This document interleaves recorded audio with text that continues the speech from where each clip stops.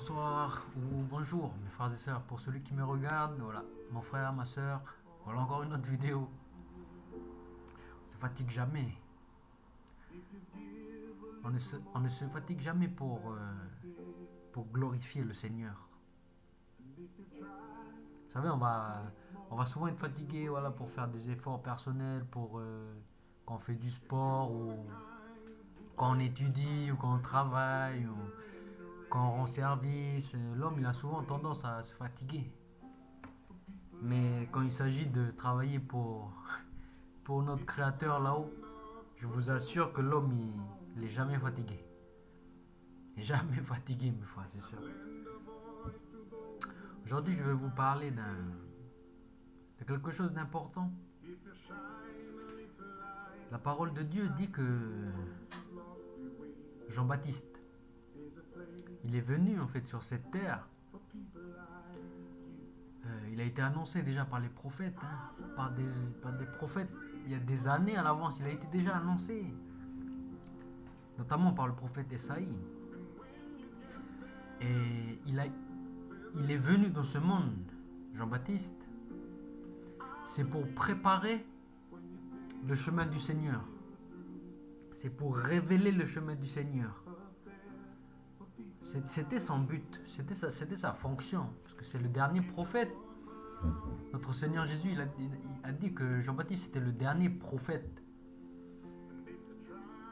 Et il est venu préparer, révéler, dévoiler le chemin du Seigneur. Mais qu'est-ce qu'il a fait Jean-Baptiste? Qu'est-ce qu'il a fait Jean-Baptiste? Il a baptisé. Il a baptisé. Mais quand vous lisez la parole de Dieu,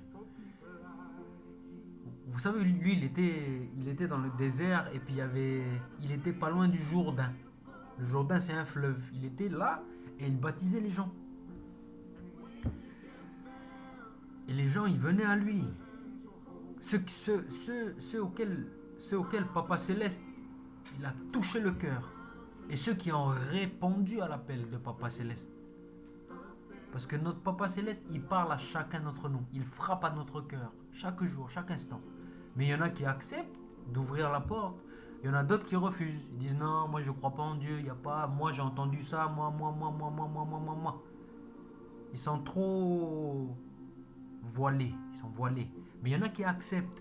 Et au temps de Jean-Baptiste, il y avait beaucoup de gens qui ont accepté l'appel du Seigneur et ils sont venus vers Jean-Baptiste. Ils sont venus vers Jean-Baptiste. Et qu'est-ce que Jean-Baptiste il disait? Jean-Baptiste il disait, il baptisait dans l'eau et il disait, le royaume de cieux est proche. Repentez-vous. Repentez-vous car le royaume des cieux est proche. Changez d'attitude, changez de mentalité, changez de comportement. Confessez vos péchés. Laissez votre vie là, votre ancienne vie de côté et rapprochez-vous du Seigneur. Car c'est la seule façon de se rapprocher du Seigneur, c'est de se rendre compte de ses péchés. Et c'est d'avoir une attitude d'humilité. D'humilité. De se dire, oh papa, oh Seigneur, j'ai péché contre toi. Je t'ai offensé, papa. Pendant tant d'années, je t'ai offensé. Pendant tant d'années, je t'ai perdu et je n'ai fait qu'insulter ton nom, qu'insulter les bénédictions que tu me donnais. Pendant tant d'années, je t'ai renié. Mais aujourd'hui, j'ai décidé de mettre un terme à cela. J'ai décidé de te donner tous mes péchés et de donner ma foi en Jésus, qui prend tous mes péchés, qui se charge de ma condamnation. Et je décide aujourd'hui de mener une vie différemment. Une vie en conformité avec ce que tu demandes, mon papa. Une vie d'amour, une vie d'équité, une vie de justice, une vie de miséricorde, une vie de fidélité avec notre papa céleste et avec aussi nos frères et sœurs. Je décide aujourd'hui de préparer le chemin du Seigneur afin qu'il puisse rentrer puissamment dans nos vies, sans obstacle, afin de lui donner un chemin plat, afin qu'il puisse venir dans notre vie et qu'il puisse nous changer de l'intérieur, et qu'il puisse habiter dans nos cœurs, qu'il puisse s'installer dans nos cœurs et qu'il puisse régner dans nos vies, afin que la bénédiction, que l'amour, la paix rayonne dans nos vies, afin que la lumière qui vient d'en haut luit dans les ténèbres et qu'elle change les ténèbres en lumière, et que afin que nous puissions devenir des témoins. Tout comme Jésus, il a été témoin de papa. Il a été le témoin.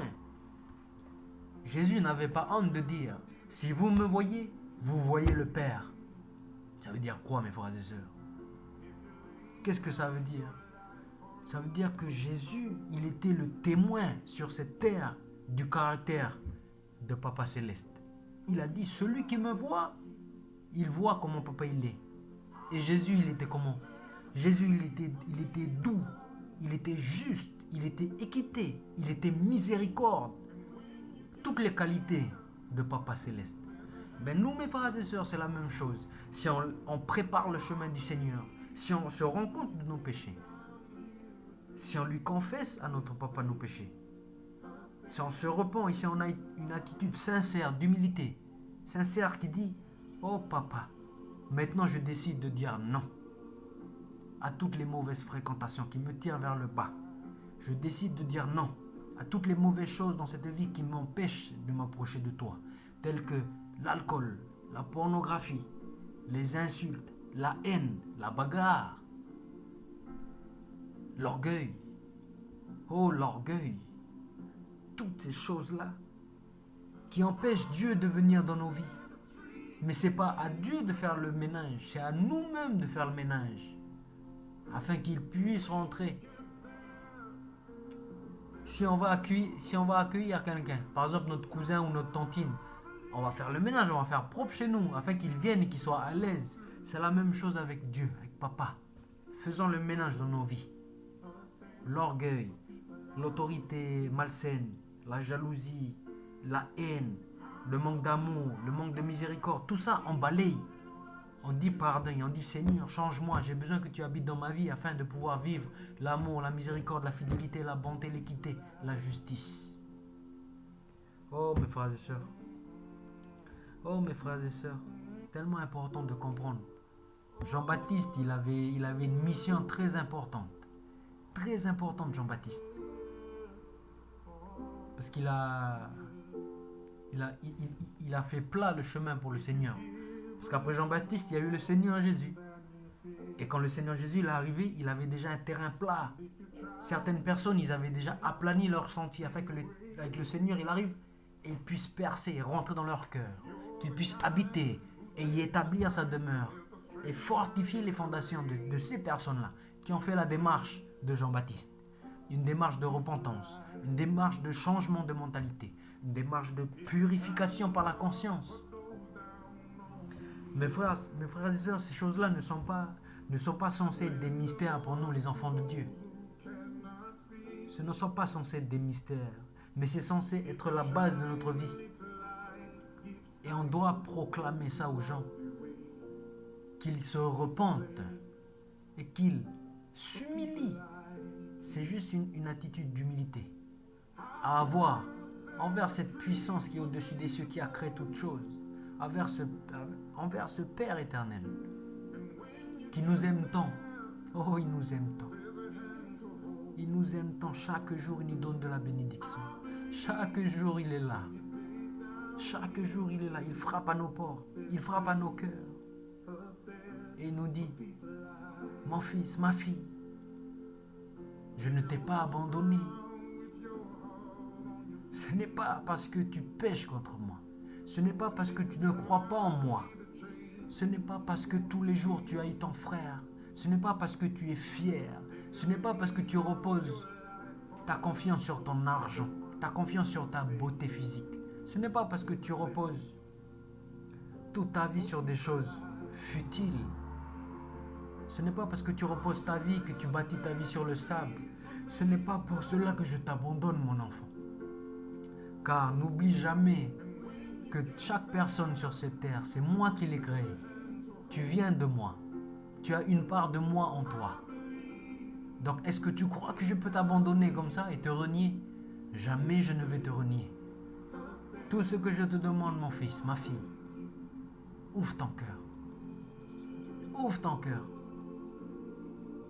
Vous savez, mes frères et sœurs, Moïse, il a fait cette expérience d'humilité-là. Oui, mes frères et sœurs. À un moment donné, Moïse, il était en train de paître les moutons de son beau-père, Jéthro, à Madian, sur une montagne, pas loin du Sinaï. Il paîtrait ses moutons, les moutons de son beau-père. Voilà, il les faisait balader sur la montagne pour qu'ils mangent. Et à un moment donné, voilà, vous connaissez sûrement cette histoire. À un moment donné, Moïse, il voit, il y a un buisson qui est en feu. Moïse, il voit. Mais il y a quelque chose d'étrange. Il y a quelque chose d'étrange dans ce buisson. C'est qu'il y a du feu, mais le buisson ne se consume pas. Le buisson ne brûle pas. Moïse, il regarde, il fait hein? C'est bizarre. Du coup, il décide de se rapprocher. Il se rapproche du buisson et puis... Et là, il y a une voix qui sort du buisson. La voix de Dieu qui sort du buisson. Et qui lui dit Moïse, Moïse. Moïse, Moïse. Moïse fait oui, oui, me voici, me voici. Et là, la voix lui dit Moïse, enlève tes souliers là. Enlève-les. Et marche pieds nus. Parce que là où tu es là, c'est une terre sainte. Tu ne peux pas t'approcher de moi, tu as voulu t'approcher de moi. Mais moi je te dis d'enlever tes souliers là et de venir vers moi. Il n'y a qu'une fois que tu vas enlever tes souliers que tu pourras t'approcher de moi. C'est quoi l'image derrière cette histoire, mes frères et sœurs? C'est quoi cette image? C'est quoi les souliers? Vous savez, c'est comme les chaussures. Les souliers, les chaussures, c'est... Tu mets tes chaussures pour aller dehors. Tu mets tes chaussures pour aller à l'école. Tu mets tes chaussures pour aller au travail. Tes chaussures, elles sont toujours là avec toi.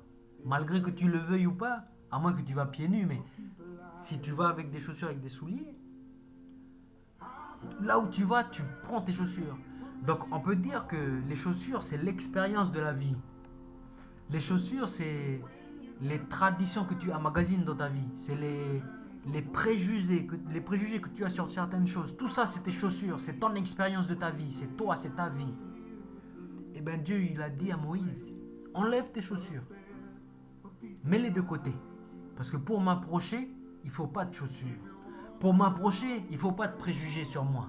Pour m'approcher, il ne faut pas que tu te bases sur ton expérience, sur ta connaissance personnelle que tu t'es acquise tout au long de ta vie. Non. Pour t'approcher de moi, il faut avoir une attitude d'humilité. Tu t'abaisses. Tu mets de côté tout ce que tu connais et tu te dis, ok mon Seigneur, au final je ne sais rien. Éduque-moi. Éduque-moi. Éduque-moi, papa. Éduque-moi. J'arrête de penser telle chose de ce qu'on m'a dit de toi. J'arrête. Et je t'écoute comme un petit enfant qui vient avec innocence, avec naïveté, avec amour devant son papa et qui lui pose beaucoup de questions. Et qui écoute parce qu'il attend une réponse de son papa. Mon frère, ma soeur, c'est la même chose. C'est la même attitude que nous devons avoir, mon frère, ma soeur. Devant papa. Parce que papa, comme son nom l'indique, c'est un papa. Il nous aime. Il nous aime tant. Il nous aime tant. Et il veut partager cet amour. Ne lui bloquons pas. Préparons-lui le chemin. Mes frères et sœurs, voilà le petit message aujourd'hui que je voulais vous donner. Un message d'encouragement. Préparons le chemin du Seigneur. Donnons-lui un cœur balayé de toute amertume, de toute jalousie, de toute colère, de tout athéisme, de tout scepticisme.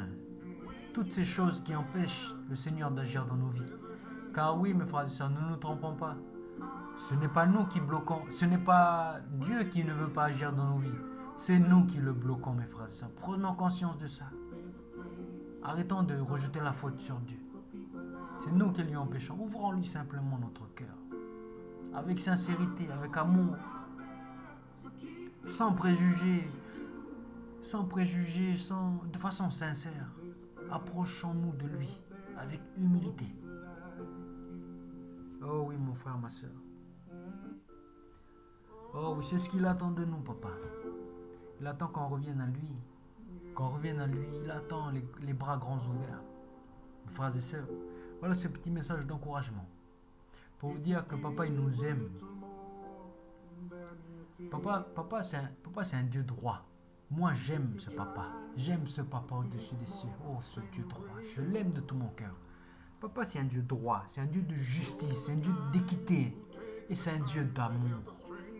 C'est un Dieu d'amour. Jusqu'au dernier souffle de notre vie, il sera là à nous dire, reviens mon fils, reviens à moi, reviens à moi, reviens à moi. Toi qui es directeur d'entreprise, toi qui bases ta confiance sur ton argent, toi qui bases ta confiance sur ta popularité, toi qui es clochard, toi qui bases ta confiance sur rien, toi qui en as marre de la vie. N'importe quelle personne, n'importe qui, que ce soit le plus haut placé de cette terre, le président de la République, ou que ce soit le plus bas, celui qui se fait mépriser par les gens, il appelle. Notre papa, il nous appelle chaque jour, à travers des épreuves de la vie, il nous fait prendre conscience que il faut qu'on arrête de se reposer sur nos propres forces. Il faut juste qu'on s'humilie, mes frères et sœurs. L'humilité, mes frères et sœurs. Moi, c'est une parole d'encouragement que je nous donne à nous. Parce que moi aussi, je ne suis pas exempt de toutes ces choses. Moi, je parle comme ça parce que j'ai lu dans la parole de Dieu. Et il faut que vous le sachiez. Mais moi-même, je suis dans le bateau. Moi-même, il faut que je m'humilie. Moi-même, il faut que je pratique l'amour. Mais il faut le dire, même si on n'arrive pas à 100%, il faut le dire. Il ne faut pas avoir honte. Il faut dire ce que la parole de Dieu dit. Et il faut s'encourager entre nous. S'il y a un qui chute, on est là pour relever l'autre. Si moi je chute, il y a quelqu'un qui me relève. Il faut vivre cette vie d'amour-là. Cette vie de fraternité-là. On arrive à le faire. L'homme, il arrive à le faire dans ses relations amicales avec les autres. Il arrive à relever son ami. Mais quand il s'agit de vrais enfants de Dieu, là, on n'arrive pas. On est là, on se dit, non, lui, il est impur, lui, il ne connaît pas le Seigneur. Mais mes frères et sœurs, arrêtons tous ces préjugés-là. Arrêtons tous ces préjugés-là. Vivons l'amour. Le vrai amour. Mes frères et sœurs, voilà, Kanak. Surtout Kanak, mais aussi tous ceux de la planète, tous ceux qui vont écouter cette vidéo. Réveillons-nous. Réveillons-nous. Oh mes frères et sœurs, je vous aime fort. Je vous aime fort et je prie pour que Papa Céleste, puisse vous toucher puissamment. À toi qui regarde cette vidéo. À toi mon frère, ma soeur, qui regarde cette vidéo jusqu'à la fin et qui est touché par ces paroles. Sache que ce ne sont pas mes paroles, mais ce sont les paroles de Papa. De Papa là-haut qui t'aime et qui te dit, mon fils, je suis là. Je suis là pour toi. Arrête de reposer tes forces sur des choses futiles. Arrête de mettre ta confiance sur des choses sans valeur. Mais mets ta confiance sur moi. Et je te promets, moi qui est fidèle, moi papa qui est fidèle, je te promets de te donner la bénédiction et la protection dans tous tes problèmes. Et d'être là à chaque instant dans ta vie. Oh mes frères et sœurs, je prie le Seigneur Jésus-Christ afin qu'il vous touche puissamment, qu'il touche tous ceux qui vont regarder cette vidéo.